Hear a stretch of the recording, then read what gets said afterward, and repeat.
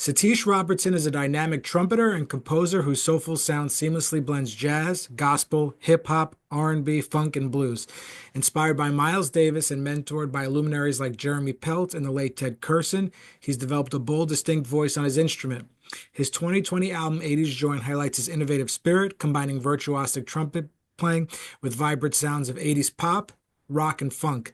He's also performed locally and internationally with master saxophonist James Carter at prestigious venues such as Birdland, the Blue Note, and Ronnie Scott's in London. And we're excited to dive into his musical journey. So, Satish, thanks for joining me today. Thank you for having me, Abe. Glad to be here, man.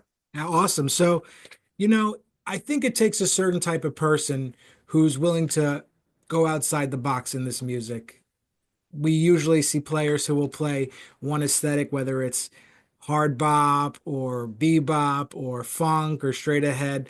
And you've let these other styles come into to your music. So, talk to me about the thought process for that because it definitely takes, courage to bring those influences into jazz music.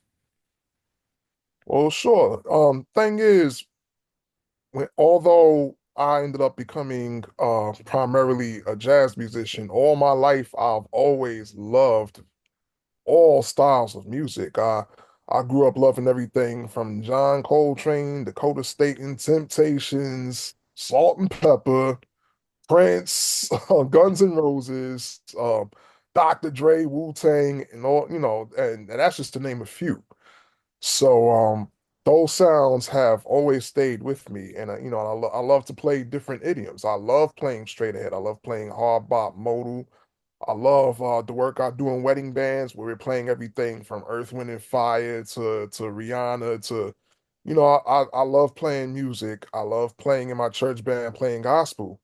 So with the whole 80s joint project came about because I had always wanted to get into production, and I just started messing around in GarageBand, and I started finding all these patches. And me being the avid composer that I am, I'm always writing. I said, let me see what I could do with some of these sounds. And so I started constructing different tracks, and then I got this idea. What started off as something I was just doing for my own amusement turned into this theme that I really wanted to tap into. And most of that album was constructed during the pandemic. So I'm sitting here in my house, multi-tracking, tracking my trumpet, tracking my MIDI keyboard, adding all these different sounds and layers, and programming, sequencing drums. And I just started thinking back to, I'm an 80s baby. I was born 1980. So I started thinking about all that stuff I used to hear back then and things I still listen to now every now and then, everything from Prince to Michael Jackson, Madonna, all those different things that I was hearing from that time period. And I that recording that project was I can't even emphasize how much fun I had doing that. That really helped me out during an otherwise dark, turbulent, and scary time. You know, this is so interesting to me because in the last maybe 2 years, I started playing pop tunes on jazz gigs. It started by playing like a Beatles tune, and Mhm. then people were coming up to me and they were like, "Oh, I love when you did that." And then we started incorporating more and more into them. It took me a long time to say, yeah, it's okay to do this. I think a lot of jazz musicians almost feel I don't want to say embarrassed, but it's like they have to only let a certain aesthetic dictate where the music goes. You know what I mean? Yeah, and I think that's unfortunate. Like if you look at some of the greatest minds to ever handle this music, you look at a Miles Davis, a Donald Byrd, a Herbie Hancock, a Chick Corea, a Joe Zawinul, John McLaughlin. Like their scope was so big. They were Pat Metheny. They knew no bounds. They why not? Why not? Miles, Doug, James Brown, Muddy Waters, Hendrix. Yeah, he loved Um, Hendrix. Yeah. no, yeah, why not? Herbie was checking out Sly Stone. Why not? Like there's so many things you can do with music, and I just think that people should really be true to what their muse is. If you're someone who from the heart is strictly a straight ahead person, then by all means, go ahead. But if you have an imagination that pulls from all sorts of different cloths, who are you to deny yourself that? And what right does anybody have to pigeonhole you as such? Yeah. I think that has to do with, just jazz education, Yep, almost feeling like have to we get locked into these things and you have to break out of them if you really want to be yourself because not too many people are exposed to just jazz in their household.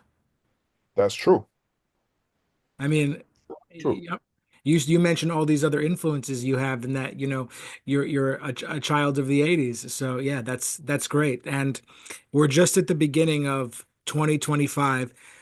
The new year just started about 2 weeks ago. So kind of talk to me about what's going on this year, what you're looking forward to doing, anything at the end of the last year that you were excited about.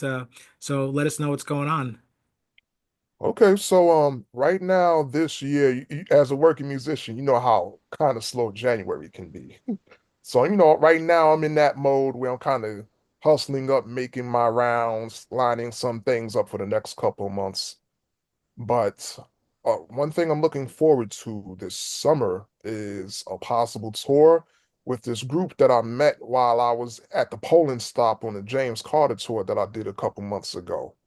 There's this group from Poland called the Groovosifers, great funky jazz fusion group. I met their organist out here in New York when I played a gig in Harlem. He told them about me, and they made sure to come and check me out at one of our Poland shows with James. And that led to them hiring me to record on their upcoming debut album.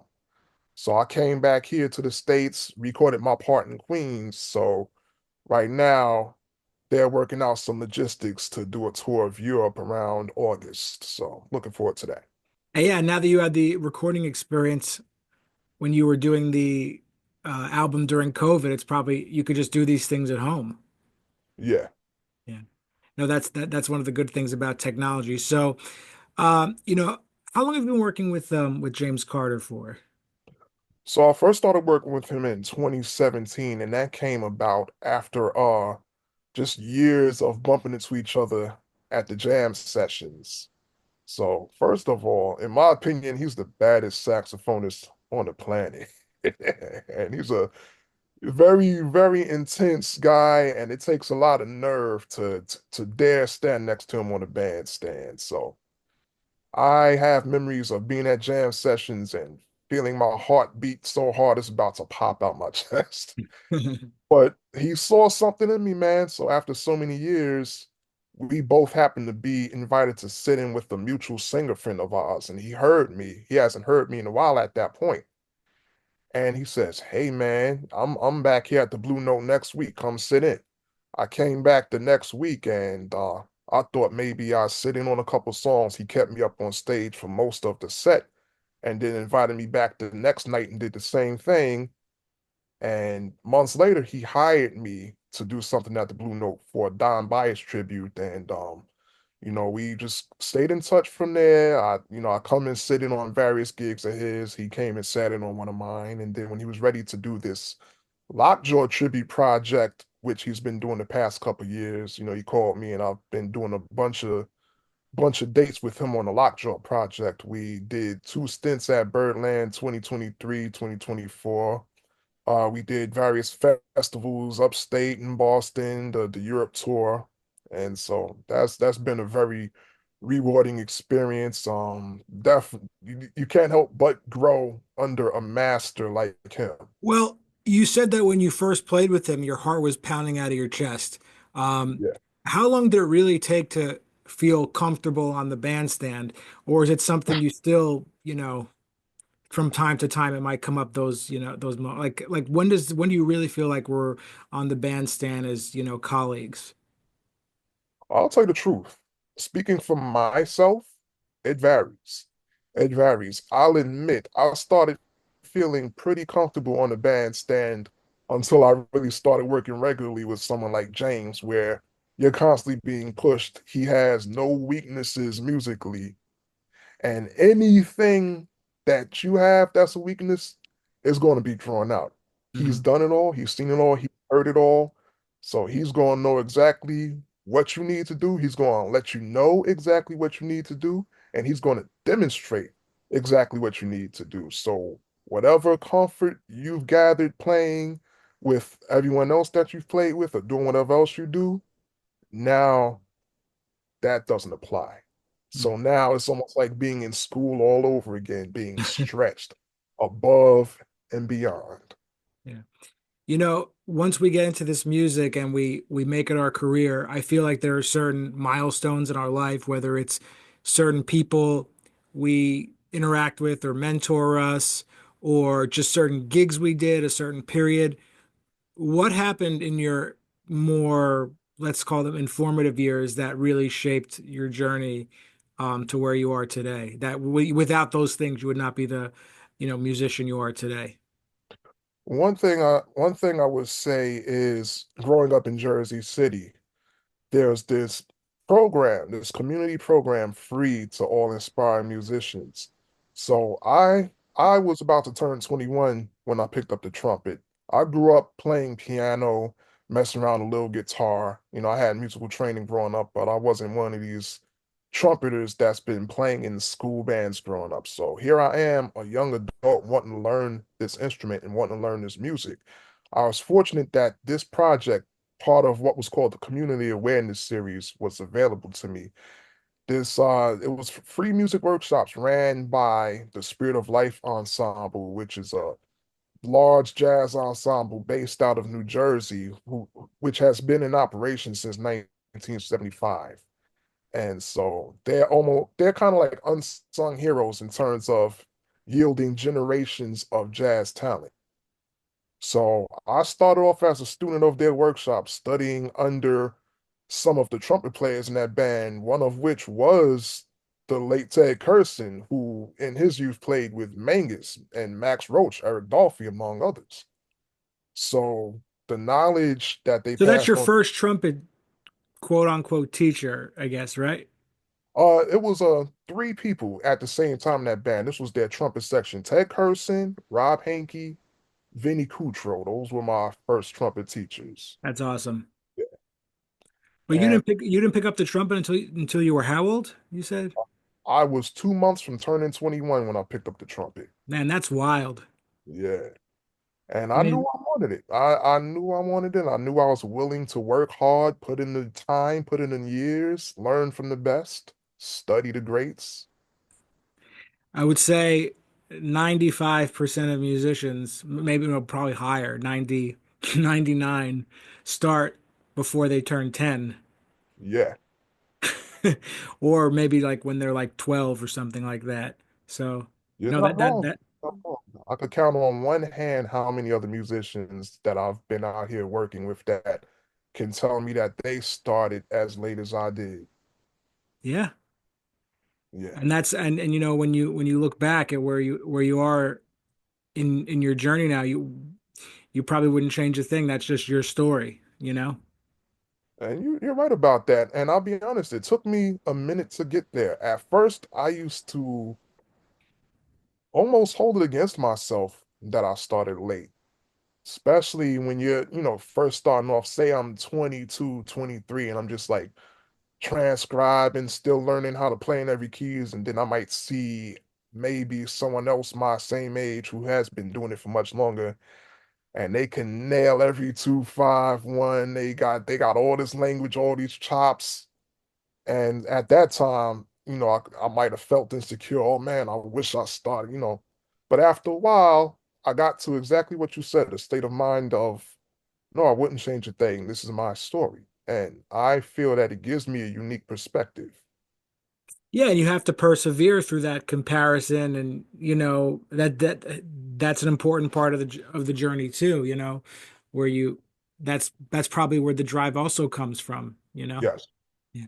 So, when it comes to performing live, are there certain aspects that feel challenging for you, still? Or obviously it's very rewarding and everything, but are there certain things about playing live for an audience that you still find to be a challenge, or is it just home for you? It depends. It might be certain environments where the acoustics may be a factor. As a trumpet player, I'm at the mercy of the sound guy. So if they're not handling their business in terms of what's going on with my microphone, then that might make me have to kind of overblow, burn myself out a Yeah, and the little bit. reverb's important too for the trumpet on the mic. Yes, yes. Outside of that factor, just making sure that you're prepared musically and that you believe in what you're doing and that you're putting the music first, you're putting reaching the audience first. If you're tapped in with those things, as I've experienced, if I'm tapped in with those things, then it isn't so scary performing. If my mind is not together, then that poses some challenges. Yeah, you have to be, if you're saying your mind is not together, that poses some challenges. Yeah, yeah. Yeah, you have to And you have to be relaxed, and there's no other way to say it. You mentioned Miles Davis, and I know Miles is definitely one of your influences. He thought about space and silence a lot in his yes. music, and I feel like that's very conducive to the trumpet. So, you know, uh, how do you think about silence or rest in your playing? Is it a conscious thought when you're improvising? Can you talk a little bit about that? So it's somewhat of a conscious thought because it is something that I think about a lot. That is something that I've really learned from players such as Miles. And I feel it's very important compositionally to a piece of music. There's ebbs and flows. Right. I teach at the Jazz House Kids program out here in Manhattan. One thing I tell my students is think of speaking when you're playing. If I talk like this, hey man, how you doing? Let me tell you what happened to me the other day. It's not so much engaging. In fact, it can be off-putting. Exactly. Versus if I break things up a little more, there's much more of a flow. So, I try to be very conscious of that. Yeah, so talk to me about teaching. What are the things that, you want to convey to your students to help them, get over the mountain? Because I think it's not just about the notes, but you have to kind of tell them some unconventional things too. So are there Absolutely. certain things that, you always want to make sure you instill when you see a player who has the drive and the motivation to be great? hmm So one thing I try to convey to them is make sure that you're doing this because you have a love for it, and make sure that you not just love the music, but you love yourself. So while you and I have been talking, I've been noticing your sign that you have when you will be kind to your mind. I cannot emphasize that enough. Be kind to your mind. This world isn't always going to be kind to you. So I try to emphasize them being kind to themselves, prioritizing mental and spiritual wellness and knowing that they are somebody on and off of their instrument. And, do music because you have a love and a passion for it, but also invest in yourself on and off of your instrument. Invest in getting a good sense of self-worth on and off your instrument. And make sure your identity isn't exclusively tethered to your instrument. Yeah, I mean, if you don't feel in a good place, spiritually, emotionally, the music and your life as a musician can kind of implode almost because the the the the music runs parallel to what's going on in your It life, really I does. think. It And really does. the world and the world is every day you wake up, it's waiting to kick you in the face. So you have to be kind to your mind. So no, I appreciate you seeing the sign. It's but easier said than done sometimes. Oh, very much easier said than done. And,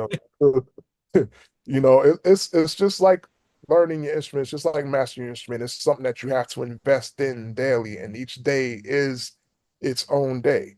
You'll have moments where your chops just aren't feeling together, despite the fact that you know your stuff, despite the fact that you have put in the time. And so is the case with, wellness. You're going to have your good days in your bad days, but you just have to be intentional about it the same way you're intentional about working at your craft and working on your artistry. Yeah. Like if you have a bad day, you have to just leave it at that. You have to say it's a bad day and don't Exactly. get depressed about it. Just, just move forward from it. Yes, yes. So, And what it looks like for you, for me, my faith as a Christian, that's a guiding light when things aren't going the way I would prefer them to go. mhm, So what that looks like for the individual, if it's a spiritual practice, if it's talking to the right people in their lives that can help kind of guide them through those crazy moments, yeah. if it's just solitude and just meditation, whatever that looks like to you, just be intentional Yeah, and this music is, I mean, like, it's hard to, some people don't want to talk about the music being a spiritual music. That's fine. That's what it is. But it is like the music has to come through you, you know? exactly, exactly. It's And I coming believe, from somewhere, whether you want to, the higher, whatever you want, the higher power, the universe, whatever you want to call it, you know what I mean? It comes from somewhere. and yeah, and as it's coming from somewhere and filtering through you, I believe that whatever you got going on internally can either aid or complicate what you're trying to do. Definitely. So, you want to tap into wellness so you can have as few barriers as possible in emitting what you're trying to emit in your music. Yeah. No, this is great. I love how honest you are talking about it because, you know, jazz musicians have a tendency to pull back when it comes to talking about this stuff, and that's one of the reasons I started the podcast to let people, it's just as important as the technical side of playing. So, thank you for, your honesty about it, and thank you for doing it. Oh yeah, thank you for having this podcast. This is a great thing you're doing. Thanks, man. So where can everybody find you? Social media, website, we want to just plug all that for us. Absolutely. So, social media, you can find me on Instagram as Satish Robertson Music. You can find me on that same handle on TikTok and what's this new thing, Threads. You can find me on Facebook as Satish Robertson. You can find me on YouTube as Satish Robertson. Awesome. No, thanks so much. Thank you.